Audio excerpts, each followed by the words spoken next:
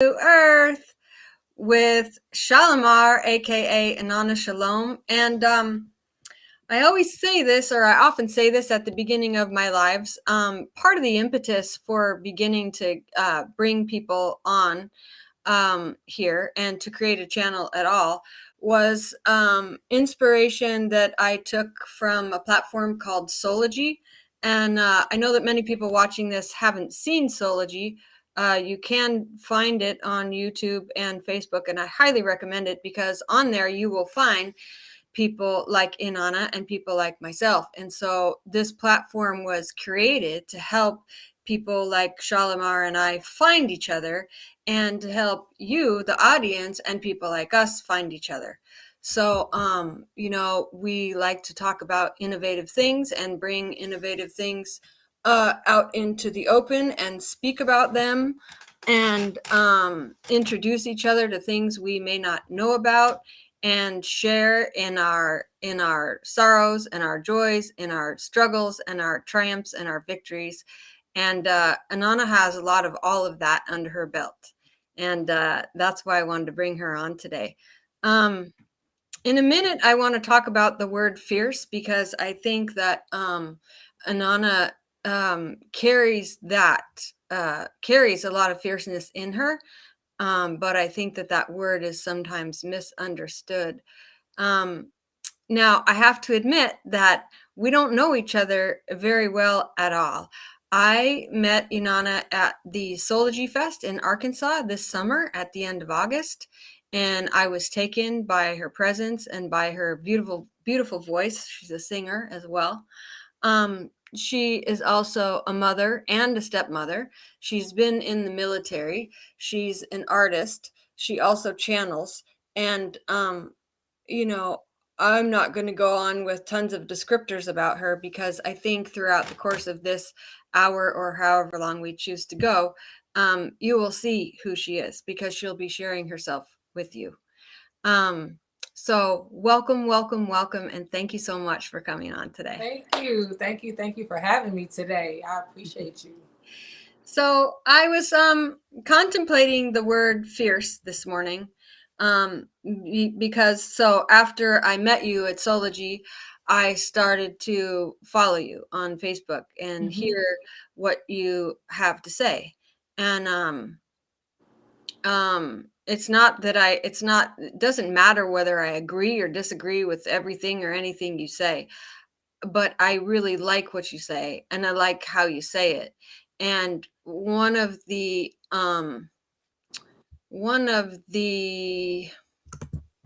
things that strikes me about what you say is that I don't feel like I've seen you ever come on and not embody something that you're speaking about. And if you haven't embodied something that you're speaking about or something that you're grappling with, you say it. You say like, hey, I haven't mastered this one. That's why I'm on here talking about it, But if you have mastered it, you talk about it with authority and you don't back down and you don't pussyfoot around and you're just like straight like an arrow. So I was contemplating the word fierce today, and I got online and I found a few things that I really like, descriptors of fierce, because I think that most people, not most people, but I think in the collective consciousness, people tend to think of fierce as something that is aggressive. Right. And I don't see it that way at all. I see fierceness as being precise. You set an intention, you pull back the bow, you shoot the arrow, and it goes where you intend to go because of fierceness. And so I took a couple screenshots of things that I like that were said about fierceness. And one of them was having or expressing bold confidence or style, which I think definitely applies to you in the short time that I've known you. And it also says here, I really like this. A fierce female is a multifaceted, which you are, and I would like to share some of that, here today. A multifaceted woman who works to empower herself and empower others, which is what you are all about. That is what your platform is all about. You show people like, hey, you know, I was this, I was that, I was put in this condition and that condition, and I came out victorious. And here's how I can help you do it. Right. You know, people who don't know you might not know you've been homeless not only once but twice with children, right? Yes. That takes a lot of getting empowered to get out of that situation. So that's another thing I found about fierceness that I really liked. And give me one more chance, because I think there was something else I found that I really liked about fierceness.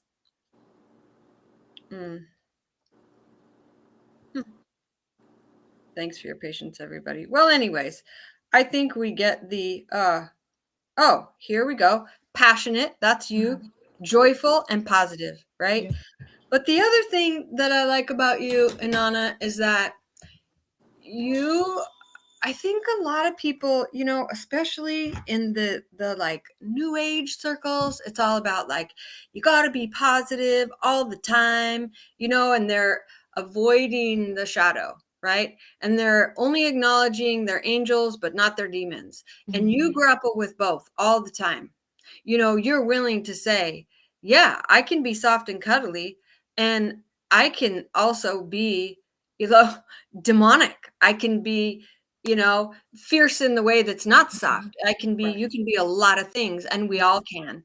And you don't shy away from that. And that's another thing I love about you. And I think that the name Inanna Shalom reflects that a lot, right? Shalom means peace, and Inanna is actually a warrior, but she's also has both sides like you have. So without you know, I'm not trying to put you in a box. I'm just giving people some of your flavor and some of my observations. And now I'd like to turn the floor over to you. I will have some questions throughout the hour, but I want to just give you the floor and let you take it away for a while, and we'll see where it goes. Okay?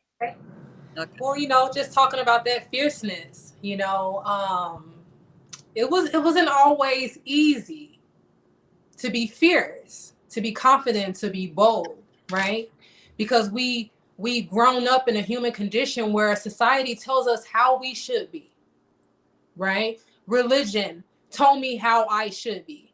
My mother told me how I should be.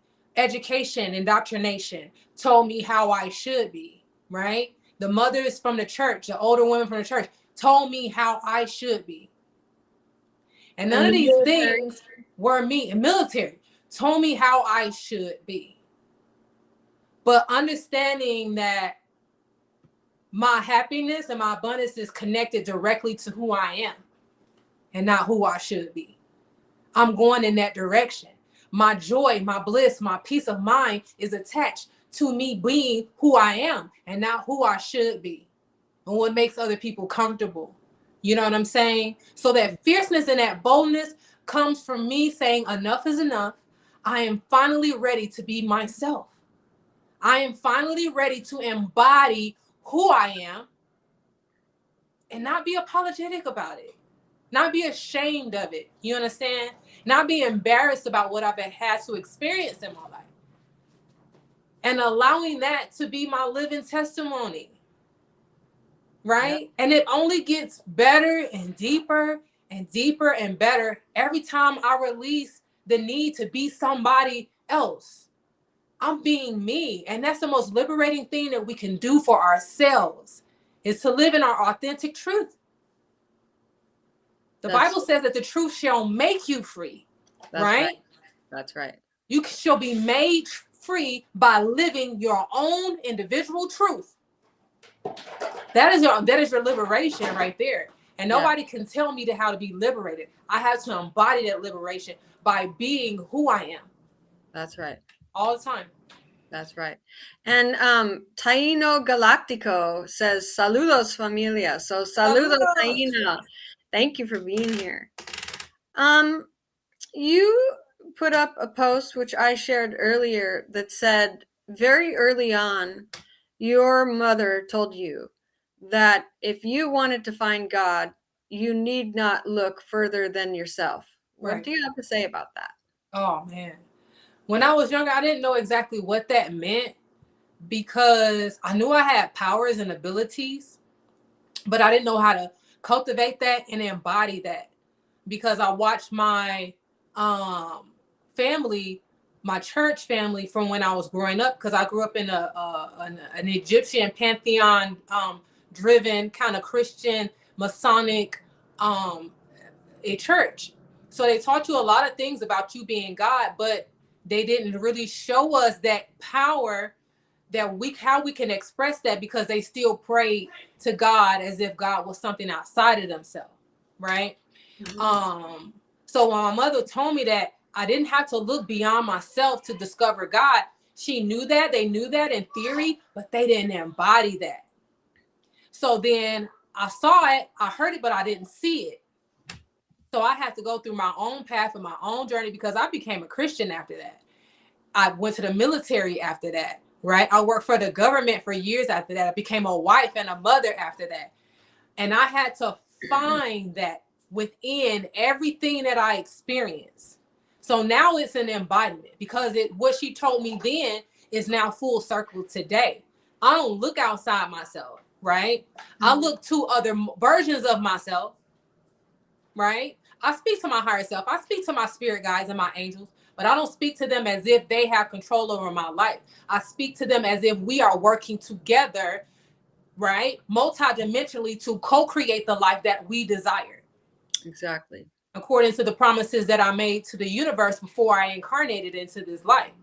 Yeah. And each of my aspects, each of my guardians, right? My guides, the versions of myself have their own part that they play in making sure that we succeed in this mission. Right? So I consult with those versions of myself, not as if they are in charge of me, not as if they are God, but they are versions of myself. And they are always going to give me the best solution and the greatest advice because it's me speaking to me. Yeah. Yeah. Do you and those multifaceted parts of yourself ever butt heads or have to grapple with something? And what is something that has been the biggest tug of war, and which aspect of yourself was it with, and how did you resolve that? Really it was a lot. It had a lot to do with how I was dealing with my sexual energy. I felt like, what's the big deal at one point? But then my multidimensional versions of myself were like, you can still use that energy to create. That's just your creative life force energy. You don't have to have sex. You don't have to be in a relationship with somebody to express this life force energy. You can express that through your music. You can express that through your live videos and all of your creativity, your comedy, the funny things about you. You just have to use that energy in a way that it is creative and brings you joy and brings you life.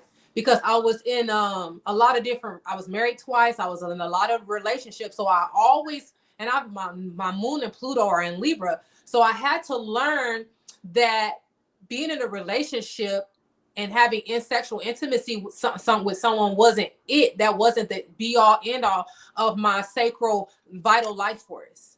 Yeah. And I didn't really care for that for some time until I saw how it was being underutilized. Right? It was being utilized in one way exorbitantly, but it was underutilizing me being creative and me just trying new things, me expressing myself, me expressing my emotions through my music, through my art, right? It was kind of like lacking in that area. But, once I found that, it don't have to be that way, then okay, my guys know that I have to figure it out myself. Yeah. So it was no, they be like, okay, I do it the way you gonna do it. But it's you gonna do it. And I was like, yeah, I just have to figure that out on my own. And then another thing was we bumped heads we didn't even really bump heads. They actually told me like, we don't run your life. We don't steer your life. If we tell you to do something, because they often test me, right? If we tell you to do something that don't resonate with you, you don't do it. You make the calls, right? We are not your gods. We are you. We're just here to guide you and assist you and trigger you and show you where you need to heal. So yeah, I get stupid with my guys. They tell me something. Well, they told me I had to date this guy one time, and I went ahead and I did because I needed to experience that. They was like, well, you need to date him because you need to graduate in a certain area of unconditional love. And I did not want to do that. I was like, I don't even like him. He ain't even my type. But then my Inanna self, she came to me and said, I know he ain't your type, but you have to give this an opportunity because there's something that you need to get from this. I fought that thing tooth and nail. But then I caved and I said, okay, I'm going to go ahead and give it an opportunity. And I did. And I found in that moment the level of love that I could have for a person unconditionally. Right? Mm-hmm. Before the expiration date of a relationship, he wasn't my type. Right? I didn't see myself with that because the universe is us. We know what we like. Let's stop playing with ourselves. So I know what I like. He did not embody that. He did not. I understand what the universe was really, my guys were really trying to get me to see. They didn't say I had to stay with him, right? They had to use him to kind of like turn me off down there a little bit, completely off, so that I can use that energy in a more creative way. Mm-hmm. So yeah. I got that work. That's good. Would you say that during your time with him, you loved him unconditionally? And what was it that, if so, what enabled that unconditional love to spring forth? Really, it was the fact that I realized the type of man he is. Had a lot of social awkwardness, very introverted. And a lot of men just have never really been loved by a goddess. By a woman that can make them feel like a man, right? Usually you have women tearing a man down. They're not building them up. They're not showing them the inner truth of themselves, right? They're not mirroring that. Mm-hmm. They complaining, they manipulative, right? They use a man and they use them up. They suck the life force energy because the man's like, can I ever do anything right? Is there anything that I can do right in this life? Being with me, I was able to love him in that way, to show him the greatest version of himself. You know what I'm saying? And to love him a way that he ain't never been loved by a woman before. He was in his divine feminine energy. He allowed himself to relax and be a receiver of love. And he said he had never been in that situation before. People were just using him for his money and stuff like that. I was like, I don't want your money. I don't need your money. You're around me because, I want us to be good friends. I'm chilling. I'm enjoying your company. Mm-hmm. You know what I'm saying? Mm-hmm. And so he had never had that before. Mm-hmm. Awesome. What is something that you received from that relationship that you had never had before? I received, this is what I needed to learn. I needed to learn in this relationship how to use my throat chakra with my partner when I'm not feeling my best about something. Because I in my previous relationships, I would tend to like hold things in and not express myself. So I had to use my throat chakra with love in that situation. And I had to express to him things that I didn't feel good about, without making it seem like he did something to me. Mm-hmm. I reframe it and just say, when this happened, I felt like this. I felt like this. Instead of saying, you did this to me. I said, I felt this way. And I know that my feelings are my responsibility, not yours. But I needed to express myself because this energy, this information has to come out. And that's what I learned from him. He was very nurturing and very helpful. He would always come to my house and like clean up and stuff. And I'd be like, he would even be doing the chores for the kids. And I'm like, you're doing their chores. Like, stop. Right. So that was I love that part. I love that we spent, time together and we just had good conversations. We had really good conversations. So it just showed me the aspects of a man that I desire in this season of my life. Mm-hmm. And those are some of the check marks. I was like, yes, universe, he has to be a nurturer because I need someone to come here and nurture me a little bit, right? Spoil me and shit. Mm-hmm. I need that, right? That's healing for me. I want somebody that's just gonna love my kids and accept my children, you know, and include them in whatever we're doing. Like when you make plans with me, that's fine, but I want you to make plans with me and my kids, not just me and you. They are me. They are a version of me. So I like that he did that. And what else was there that he did that really, really healed me? You know, he was very intelligent, very intelligent. I love that about him. He was very intellectual, very intelligent, very well spoken. Yeah. I'd like to delve into one of two subjects. You pick which. I would like to cover both, but one at a time. I'm curious about your experience in the military. Okay. And I'm also curious about your experience with homelessness. And it's not just like, ooh, what happened? Give us all the nitty gritty details. No, I'm experienced with I'm curious about the major like milestones and markers or the lessons that you experienced or walked away with that turned you around in some way. Okay. I would like to talk about the homelessness because it's a thing that a lot of people are afraid of experiencing. Because you know, this planet, we are so inundated, right, with fear about not having enough, or if we're gonna have enough, or is it safe for me to share because I only have this amount, or I only get paid this amount. I got this bill to pay and I got that bill to pay. And because I came into this lifetime as a master manifester, a master teacher, I had to get rid of that programming very fast. I had to get rid of it quickly because I lived in poverty growing up as a child. So when I became an adult, I was in the military, and then this kind of goes into that military thing. The military created and some stability in my life, financial stability. I had health insurance. I had homes. I had money, right? I had it all, but I did not have my identity. So I had to let that go. I had to let go of all the things in my life that did not reflect my authentic self. So all of the jobs that I had didn't reflect my authentic self. And when I had my spiritual awakening, my higher self was saying, okay, now you got to quit your job. And then for a person who's always had stability in my adult life, because I can work a job easy, right? I can go work somewhere and get some money. That's a no-brainer. But can I create my own reality, right? And be stable within whatever work that is that this universe is doing through me?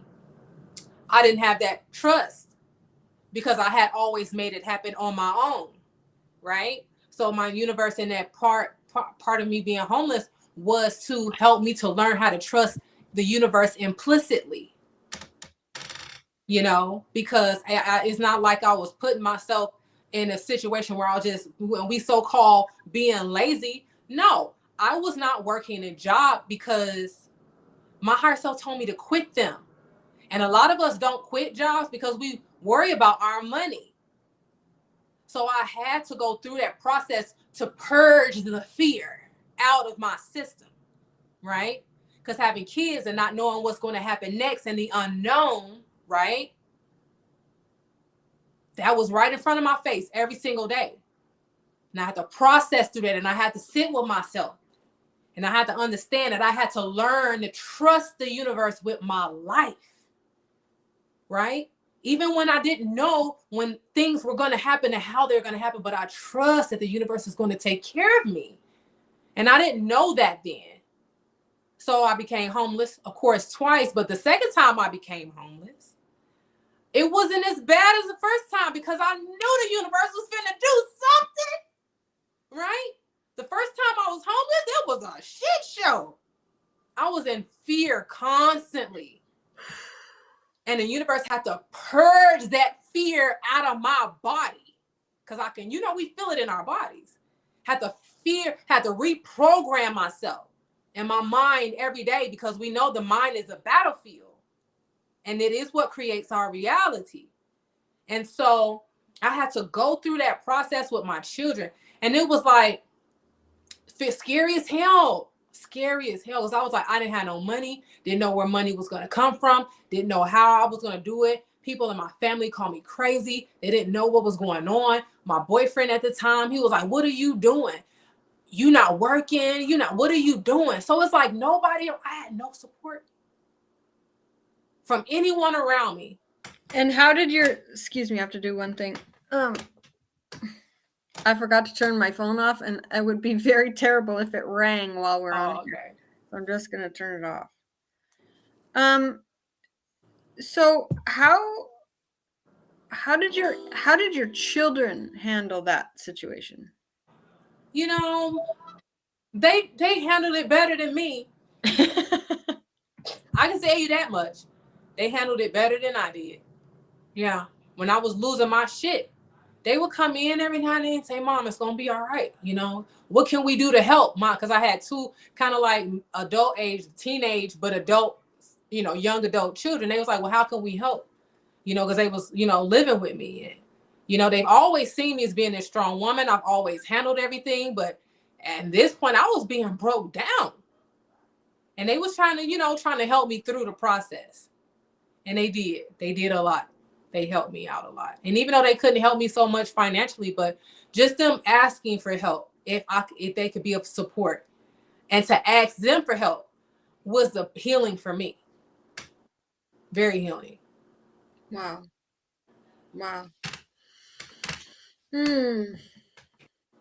So when I watch the things that you say, when you're sharing something in your live, and I'm like, oh, there she is, I'm gonna tune in. You talk a lot about fear and how to deal with it head on. I think I don't really know if you can be in a human body and not have to face fear at some point. I don't even think that's a reality. But what I do know is that, especially with the advent of COVID, major institutions, the media, the government, the medical industry, and whoever has been shoving fear down the public's throats. And, it was all about trust the science, you're a bad guy if you don't get the whatever. And we could go on and on and on. And then what a lot of us knew from the beginning, and tried to share, we were told, oh, you're crazy, you're a conspiracy theorist, you're a menace, you're a danger to society. And then as time went on and things started to unfold and certain research came out and certain things that were believed to be, science and were supposed to help us, actually ended up killing millions of people in the process, the lockdowns, the suicides, the deaths by this in some cases, people who got that and ended up, having COVID 3 times anyway, et cetera, et cetera. And then, all the small businesses shutting down. I mean, we could just talk about that for an hour, but we don't want to. But the point is that part of where the global elitists would like us to head down a certain path, and they're trying to corral us and get us all there by playing specifically on our fear. Right. And so now more than ever, it's time for us to face our shadows, face our fears, say, no, thank you. You can't choose my path. It's not the path I'm going to choose. And we've watched our government turn into, not that it was ever perfect, but it's 100% obvious, at least to me, that we don't have a government anymore. We have a bunch of corporations that control politicians by puppet strings, and that's what we're dealing with. So how does a person grapple with that? How do we say, how do we buck the system? How do we face our fears? How do we stand up and say no? And we are in droves, Right. by the way. I mean, there's protests all over the world going on against the World Economic Forum. Right now in the Netherlands alone, they're trying to shut down 3,000 farms. And farmers and the public. Oh, excuse me. Get away from this window. No, go somewhere else. No, they're my kids. Hey, you guys are hitting a window. Get away from it. Go to the yard space. Like, yeah, they hit the window with something hard. And I'm like, wait a minute. What's going on out there? So yeah, I mean, there's just, I don't want to I used everything I just said as an example, but I don't want to keep going down that path. Where I'm trying to get to is, how can we say, yeah, I can save my own fucking seeds. I can live in a tiny house. I can be homeless or have a house. I can live with the community. I can quit my job. By the way, before we go on, I want to make one little plug here, because I think you and I agree on this. We could change the world in one day if everybody who worked for somebody else would just not go to work. There is a movement happening online that you and I and anybody hearing this can become part of, and it's called the globalwalkout.com. Yes, the Great Resignation. So I want to make everybody, I'm gonna go look that up. Yeah, so I want to make sure that everybody who hears this now or on the replay goes and checks out the globalwalkout.com. And if you're working for anybody else, especially a corporation, please go to the globalwalkout.com, sign up, participate, and be part of the solution. Yes. So yeah, how do we do these things? How do we take back our power? How do we step into our sovereignty? How do we get rid of fear? What, you have a lot to say about that, but today, what do you have to say about that? Today, what I would say is this: we have to get the paranoia. We got a lot of paranoia going around, but we need to tap into the paranoia, the knowing that the universe has your best interest at heart. Period. Right? Whatever outcome, whatever the results of me, whatever doing this action, whatever comes, let it come. Right? Because I'm fortified. I'm strong in my resolve, knowing that the universe is going to take care of me. And even if I have to go outside in my home and live on the street and live in my car, right? I know that something is going to happen. I am going to be well cared for. We are so paranoid about not having anything, because the world has created this illusion in our mind that having everything means everything. Mm-hmm. Having everything means you're successful. Having everything means you can have comfort. Most of the people that have everything, they are probably, I would say 90% of them are trying to figure out ways how not to lose what they've created. Exactly. Right? And that's fear in and of itself too. You can have a fear of wanting everything and not having nothing, to the fear of having everything and losing it. Mm-hmm. You know, it goes both ways. But what I would definitely say to people is just don't have any fear. Like, the Bible says this over and over again: fear not, fear not. God is with us. I am with you. The universe is with us. Mm-hmm. You know, the higher selves are with us. They want us to win. Mm-hmm. I think it would be really easy if you weren't clear on what all that means, to slip into apathy or complacency, like, oh, it's all taken care of for me. So there's this fine line, right, between like fearlessness and apathy or complacency. How do you walk that line? How do I walk that line? I'm complacent and I'm fearless and I have apathy, because I have all of them at the same time. In my current state of being, I'm in a state of healing, right? So I'll do absolutely nothing if it is not an inspired move, right? I'm not doing it if it's just so that I can make some money. I'm not doing it because that's rooted in fear too, right? If I can't move in my joy, right? If what I'm doing is not rooted in love and in joy and in fun, right? Mm-hmm. I'm not doing it. Why would I do that to myself? That's not showing myself love, right? So I play chicken with the universe because the universe says to try me, right? The Bible says, God says to try me. If I am God, try the spirit. Test the spirit. I test the spirit. I jump off cliffs. I fucking play chicken. I'm like, I'm going this way, right? And if I have to get into a wreck with the universe, then I'll go into a wreck because I know, right, that the universe is going to either divert me.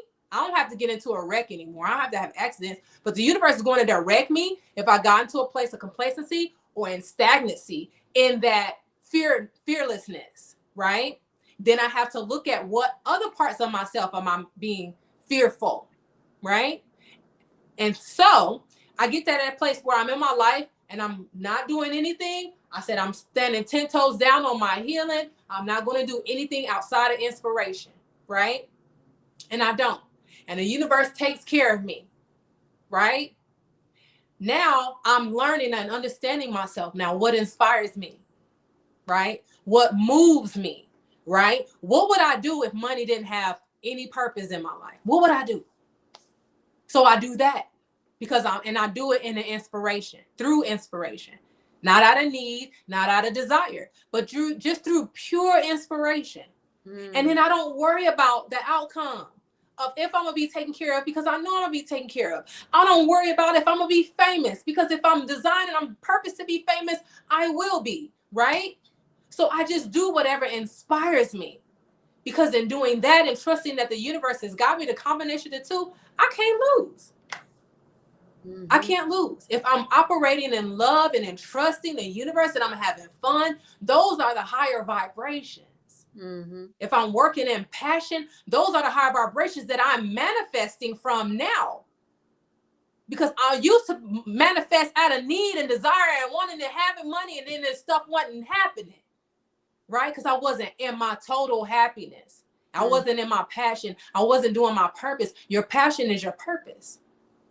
Mm-hmm. Right? Mm-hmm. So now I operate in that energy. And I listen to my body. If I'm not feeling it, I don't do it. I don't force myself to do things anymore. Because when I'm in my passion with it, it is amplified. Right? The vibrational energy of it is amplified. And I want to show the universe that. I want to put that input into the algorithmic computer of this hologram, so that the universe can start working on solutions. This is what she wants based on this vibration that she's in. Yeah. And then it shows up for me. And I don't have to do much. Mm-hmm. Right? They show me when I need to get on my grind and build, right? But I'm only to do it and where I am passionate. And that is it. It is okay for me to go for what I'm passionate about.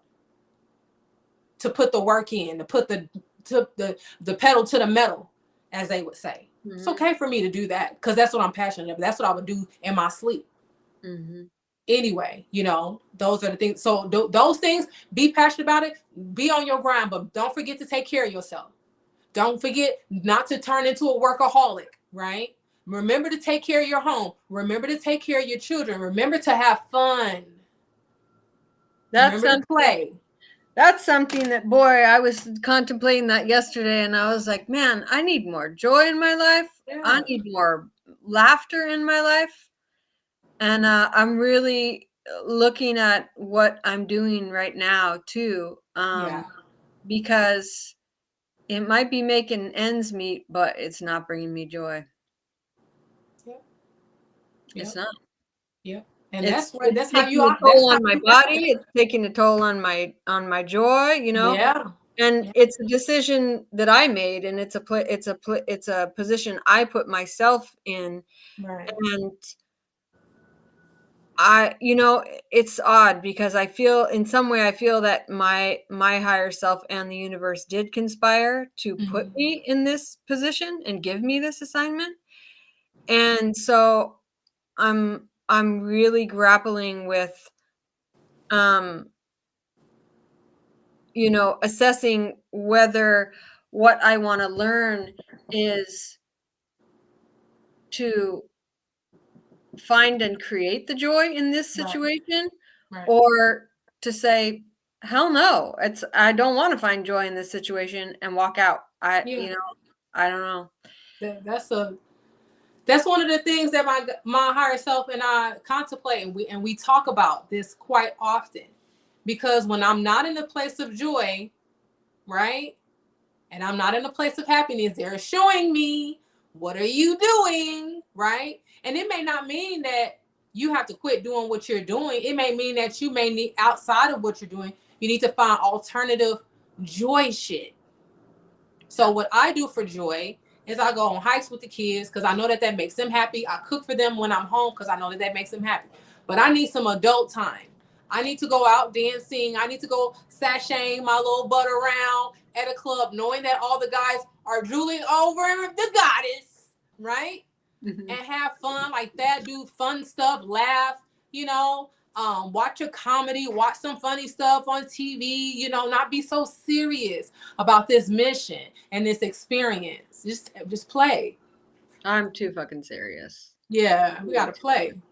You be seeing the reels that I do, right? I try to bring the comedy into the spiritual stuff. So people can be like, I could be like, relax, like, I'll do some stuff like my higher self will come and tell me what's in my mouth, and I got a mouth full of shit, and I gotta spit it all. You know how when you were a kid, I had babies, and they would put things in their mouth that they shouldn't, and then you like, what's in your mouth? And then they got all kind of crazy stuff in their mouth, and you tell them to spit it out. So you try to use funny things to try to like say, hey, the spiritual thing ain't gotta be all serious. We can have fun with this. Remember, we're just playing a role in a movie. Mm-hmm. Right? Our higher selves are up above in the motherships just watching us. Like, what the fuck we finna do now, right? Like, and they giving us, and when they gotta come in and they gotta trigger us, they gotta poke and prod us, but outside of that, they want us to have more fun. They want us to play. Mm-hmm. They want us to flirt. If you got somebody you like, you need to flirt. Mm-hmm. Right? You need to show people that you have a fun, loving, carefree side to yourself. Because that's very healing for people. Mm-hmm. I don't really like being around people that's too serious about everything because it's like they just can't relax. Everything is so serious, and I understand the seriousness of some of the things that we go through in this life, but we can't take everything personal. We can't take everything seriously because it sucks the life and the fun out. It sure does.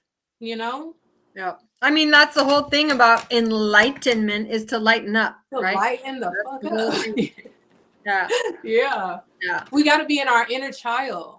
We're not playing anymore. My inner child, all of our inner childs are like, yeah. And we're just like, no, I got to get this work done. No, I got to do this. No, and then the inner child just wants to play. The inner child is where you find your stroke of abundance and your strokes of genius. Like I play with my inner child, and she be like, we write music, we do all of the funny things that she loves to do, even my teenage self, she always wanted the boys wanted to flirt. Now I flirt, right? I have these little fun things that I just integrate in every aspect of every part of myself, and then I have my divine goddess, my wise self that I integrate with my inner child and my teenage self and my young adult self, and we just have all kinds of fun.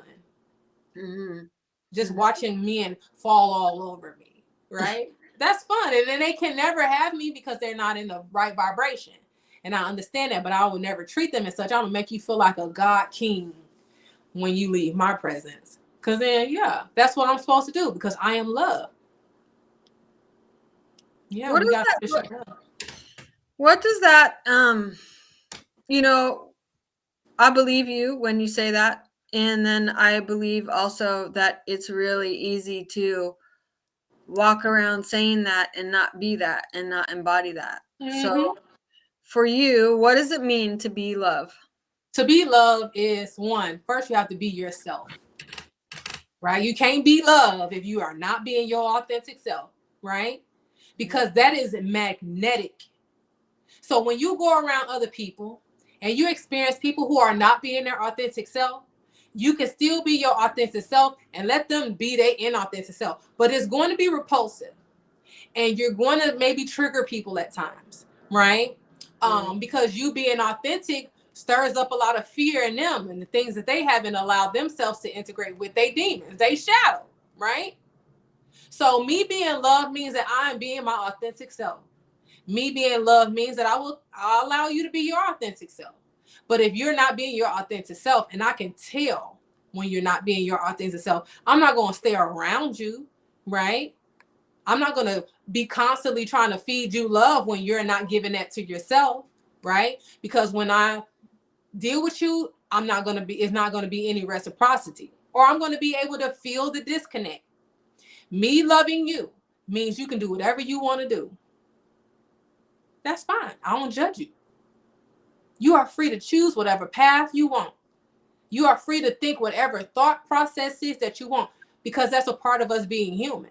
We all are different expressions of the divine, right? Mm-hmm. It is my job to not get triggered by you, because that's you. And I want you to do you, right? Because I'm going to do me. And me being loving to you allows you that expression. But me also being loving to myself means I understand what energies I won't have the reciprocity, so I can't stay in that, to go where it's shining. That's where I go. And that's because I know that these people are authentic in their love. But love means the way that I treat other people, I treat them how I want to be treated. Right? Mm-hmm. I'm going to love you like God, the universe loves you. And the universe don't judge us, right? The universe accepts us for who we are, where we are, what we have. Right? So I'm going to accept you. I'm going to honor you and where you at. It may not resonate with every aspect of my life, but that's your life. You can do whatever you want with it. And empowering people to live their authentic truth. That's the most loving thing that I can do, is to tell you to be your authentic self, encourage you to be your authentic self. Mm-hmm. When you look out into the world, and there's a difference between observing and judging. Do you observe people that are so buried in programs and shoulds and the job that they're working because they need the money but they don't love it or whatever, that they're so caught up in the game of life and the programs and the programming that their inauthentic self is just totally buried underneath all that? Yes. I see that in the spiritual community all the time. And I see that out in the matrix, the in the lower dimensional worlds. I see that all the time. Mm-hmm. Mm-hmm. People who are not being their authentic self because they are still plugged in to the illusion. Right? When you disconnect from this illusion, you recognize that, why was I doing all that shit anyway? It was just a waste of my energy. Because that's all they're doing is siphoning your energy through the fear of not having, through the fear of having a lifestyle that's a little bit more meager than you're used to. You right? I guarantee you, most people with money, even if they're in the spiritual community, they ain't giving up their livelihood. They not doing it. Right? Mm-hmm. They gonna pay taxes to the IRS, right? They gonna do all that stuff because they scared of the system still. Mm-hmm. The fear still runs heavy in the fifth dimension. People don't even recognize. They like, there's no fear in the fifth dimension. It's shit. Mm-hmm. There's a lot of fear in the fifth dimension, in the 5D. And everybody's saying this is what we're trying to get to. We're trying to get beyond the fifth dimension. We think we're trying to get beyond that. And in the fifth dimension, this fear is running amok.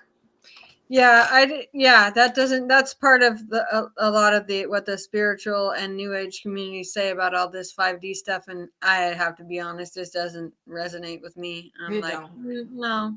I mean, the universe is infinite. Why am I going to make it a goal to stop at one place? Right. That doesn't resonate with me. But Susan Bornstein, who was also with us at Sology Fest, made a couple of great comments. She says, our expressions dance in transmission, which is governed by higher order light. if you can feel the transmission of their soul when they cannot, oh, that was related to something else, but I like that. Our expressions dance with transmission, which is governed by higher order light. Thank you, Susan, and thank you for being here with us today. We appreciate you. And thank you, Janet. I see you out there too.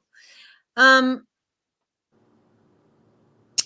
want to backtrack a little bit because I had another question for you. And thank you. You know, I really enjoy being able to ask you these questions and hear your wisdom come forth. So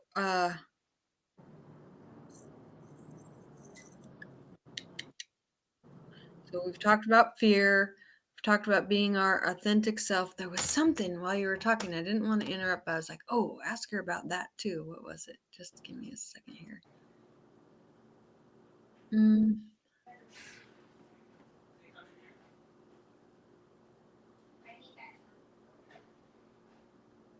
I think lost it. It's all good.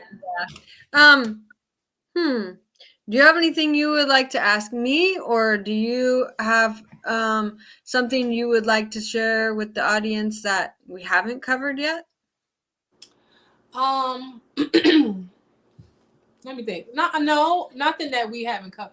I really do want to encourage the collective to release fear, surrender, right? Because Spirit has shown me as I've gone through this process, and as everybody else is, that it's been a lot of us have been doing what we do for the spiritual community for a very long time, right? And they are anchored in that aspect of their lives and their stability. But the universe, spirit, the guides want you guys to know this. You've been doing what you've been doing for a long period of time, and this is where you've grown comfortable. You have a pretty large platform. That some shaking is about to happen in your universe. That's going to force you to release some things that you have not been wanting to let go of, because I'm feeling like, and this is what I feel like, the position leads to a certain level of dominance and power, and they don't lift other people up. They try to, hey, you guys, I said that I was on a call. Thank you. They've reached a certain place where they've plateaued, and they won't deviate because they have a large following, right? They don't want to give up what they've created, and that's fear too, because they're being prepared to move beyond what they've done and into something new. And a lot of them ain't ready for that, and the universe is about to shake their ass up, and they're gonna lose it. And they're gonna kind of like finally see where they've been holding on to fear at in their life. And they got to look at it. And I'm not, it's nothing bad, right? It's not a right or wrong, a good or bad, but because what I feel like is a lot of those who are up and coming are raising in their awareness. They don't have large followings and different things like that, but they are about to break a ceiling. And that ceiling is where these other individuals have been sitting. This is their floor. They fear of bottoming out right now, and they have to bottom out. It's like because the universe is trying to give them, redirect their energy, that I'm trying to get you to go this way. Boom. Right? But you're still trying to stay stuck right here because this is where you've always worked. This is where you've grown comfortable in this. You don't want to go outside of that. And that's about to happen within this year, Spirit said. Yeah. This coming year. I experienced that, and it was interesting what happened. So I was practicing acupuncture for a long time, and the universe was trying to teach me, no, it's for you, Julie Pershin. It's not about working one-on-one with people. It's about working with groups like this setting right here, right? And so every acupuncture door I tried to open, like, okay, I'm working for somebody else. Now I'm going to start working for myself. Nope. Door after door after door after door after door closed. And I thought, or my ego was telling me, it's because you're not good at this. It's because this, it's because that, it's because, oh, you wasted all that time going to school and studying and practicing acupuncture for all those. There was this huge, all these lies being told to myself, by myself, and feeling just really all the ways I just described, feeling like, oh my God, because, you pick something you're passionate about and you think that that's going to be your end all thing forever and ever, instead of here's the deal. The real deal is, and I don't think I believe it myself yet, but I know that what I've been doing since about March or April is I just give it up to source. I just said, you know what? I'm tired of doing my own will, because my own will ain't working. I'm just stepping into pile of shit after pile of shit after pile of shit, and I'm not happy, and I haven't figured anything out. So you know what? How about you do your will and I'll do the vehicle, And so it's these little bits of surrender every day, and all the time I get teary-eyed just thinking about it. And it is scary as fuck. It's purging that fear, It's like, well, are you going to end up living in your car for a while? Maybe. Are you going to be brought into a situation that you never could have imagined, for better or for worse? Probably. Like, so I don't know. I guess this is a, just stream of consciousness right now, but I think lots of things do bury us, stories that we believe about our career, or what we should be doing, or that we're in control, or that we're doing it wrong, and that's why things aren't working, as being misdirected, redirected. There's a lot. I'm just letting it all flow to the surface. I don't have any answers. I don't have any clarity. I'm just sharing what I'm doing. That's a beautiful thing, because we don't know what we're doing. I don't even know what I'm doing. I have an idea what I would like to do that would bring me joy to do it, and Spirit's like, yeah, go ahead and do that shit. Boom, we're gonna bless it. But it's still like, is it gonna work? Am I gonna be good? And I was like, you know what, I'm gonna do it anyway. Like, I had a business, right? I was doing tarot readings, healing work. I make jewelry and a lot of different art and stuff and crystals. And I was doing it, I was selling it, I was having bookings, but that shit I got tired of that. Right? I did. I was just like, nah, I don't even feel like it.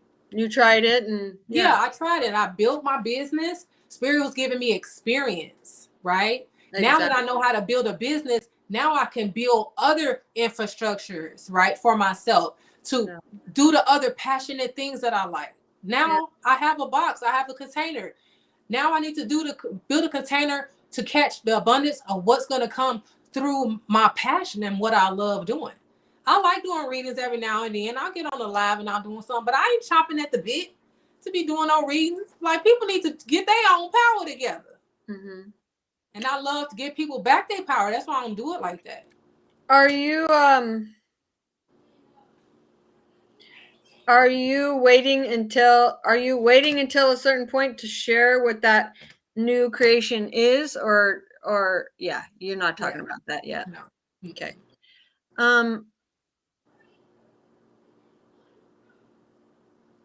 I'm coming with the results. Yeah. So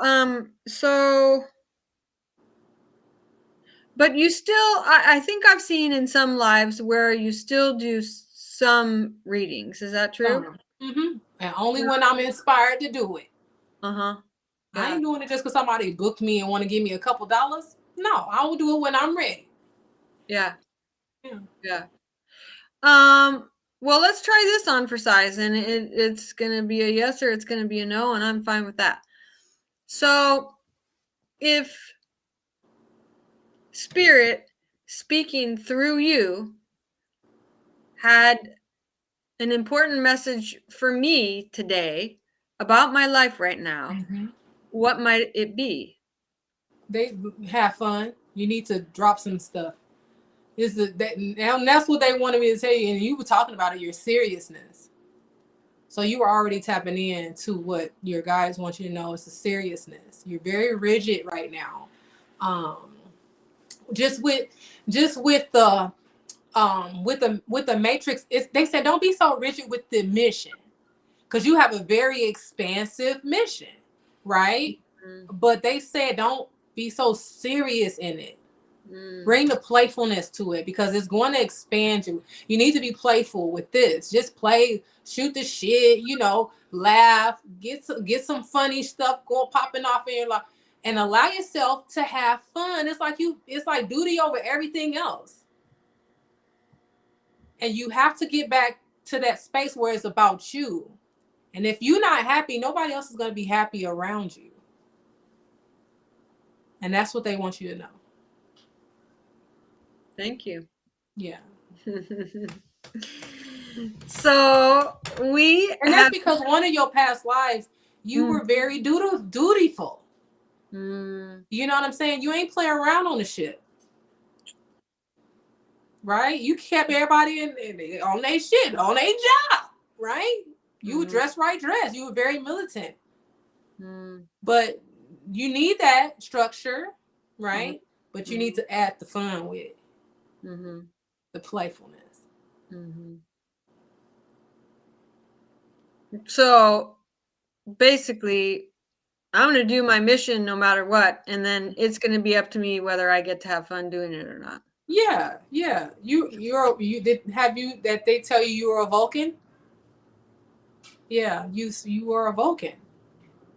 And Vulcans are Dr. Spock. You know Dr. Spock. Right? You're very Dr. Spock. Right? Let me do my fingers right. Right? You're very Dr. Spock. And they said it's time for you to still use that structure, but you got to be playful. Spock didn't smile. He was so just serious about everything. They said because you were a Vulcan. And part of your mission here on Earth is to bring the fun into the system. Have more fun. That's funny, it's like I used to be super fucking fun, I think. But when I was super fucking fun, I was also not very aware. And so some of the ways that I had fun were detrimental to myself. Right. Like having sex with the wrong people, or getting inebriated, or smoking too much weed, or whatever, At the same time, I was very fun. Like I could literally and did literally light up a room and encourage other people to have fun. Right. Yes. You talking to yourself, because I was the same way. Yeah. But we have to learn how to bring that back, because when you get into your spiritual path and you know how this goes, we get that seriousness again. We adopt that seriousness again. So they're saying now you know how to handle your own energy. You can just have all the fun you want. Right? I can have all the fun. So there was a place of having fun, but being very indiscriminate and not having awareness. And then now there's awareness with no fun. So it's like throw the parts of the equation of both of those that don't work out. Right. And then bring the parts of the equation that did work in each of those together. Yeah. That's what I do when I have fun and I flirt. I flirt with these guys who I know I'm not gonna even touch, right? Because their energy, they end up being freaking stalkers. And so I'm able to have fun with them still, knowing good and well it ain't going nowhere further than where it's at, right? That's fun to me. Just flirting. Just having a good time talking and flirting. And them thinking that I'm going to be their girlfriend or something. But I'm like, bro, right? But they will never know that, right? They'll know that I'm just walking in this fun energy and they're excited to even be in my energy, right? And that awareness comes in where I know the energy when I'm around it, right? So I don't have to go any further than what I want to, right? Yep. And if I met a guy, let's say he was spiritual and he was mindful and he was aware, and we like, I don't know if I want to be in a relationship with you, but I would love to experience you on an intimate level. We can do that with awareness, right?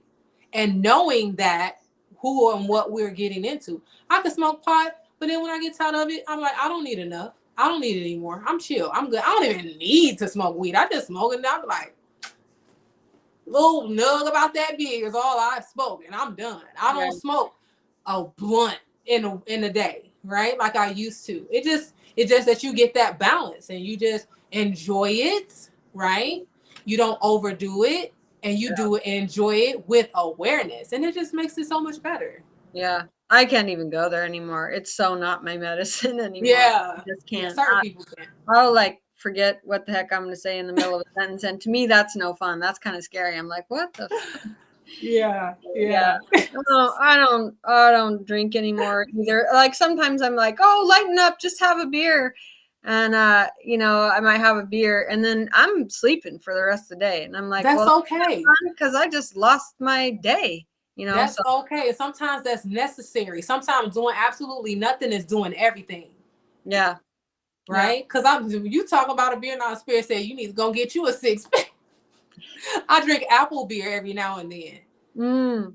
And so I want to, and when you said that, I was like, yeah, I want to drink me some apple cider beer and just enjoy it. And if I fall asleep, if I get a little tingly in my feet, I'm good. Guess what? Because I have given today so much love. I did my homework. I'm in an astrology class. I did my homework. I did my classwork today. I'm pouring in here with you today, having so much fun, and we're sharing. And this is the spiritual work.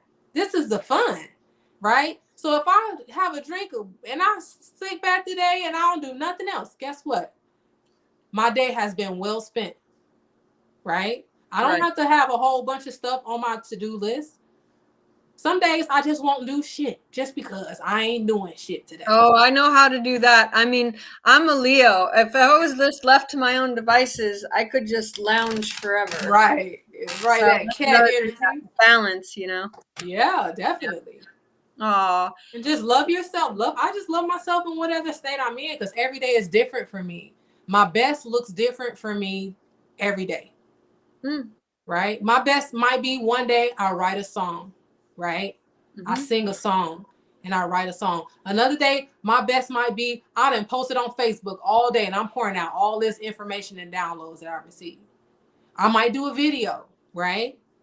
I might do some videos and post them as reels or whatever it is, cooking for my kids. That's something. But Yeah. my best looks different every single day. And I try to not to be redundant in how my days look. I try to not to be stuck in the system of doing things. Now I just make sure I take care of my health and move my body, stretch and stuff. But however else my days go, they just go however they gonna go. Whatever the creator wants me to do that day. Where's the love in this now moment? I'm doing that. Mhm. Yep. Aw, that's a great place to Mm-hmm. stop. Yeah. That that's that's it right there. That's That's everything. everything. That's everything. Yeah. Um, wow. I'm so thankful to myself that I asked you to come on here, and I'm so thankful to you that you did. No And doubt. it's been really fun. And I think I've said this to every guest so far and genuinely meant it because it's like, oh, but I want to hang out more. I want, Yeah. and so, if you are ever open to coming on here again, I would love to have you. Um, Absolutely. I'll reach out and you can let me know. Yeah, now's not the time, or now is the time, and maybe we could do it again. Yeah, we could. I like to play. I like to talk. Nice, nice. So Um, thank you for having me though. It was very oh, fun. Thank you so much. you're welcome. Um, Gosh, you've given us so much. I'm not trying to, like, oh, I want more. I'm not trying to get greedy, but I'm just giving you space.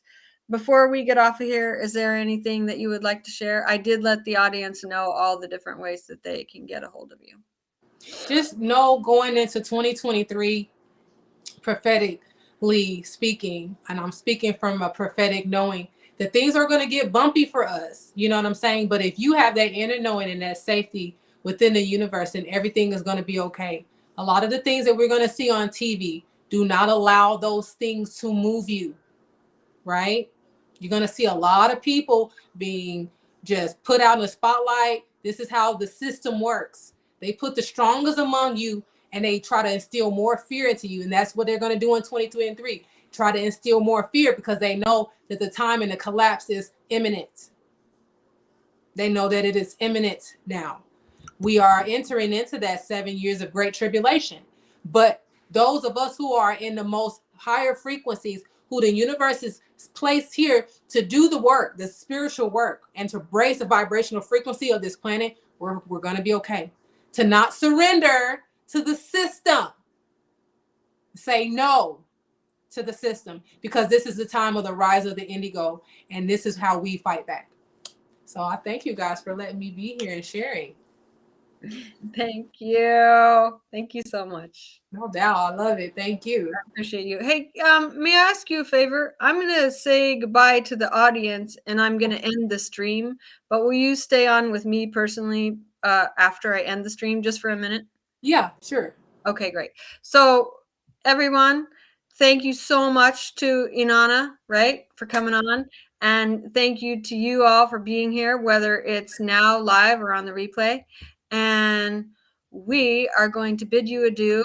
And I think you heard it here first, right? It's all about love. It's all about having fun. It's all about believing in Creator and knowing that no matter what, you are good. So believe that, know that, embody that.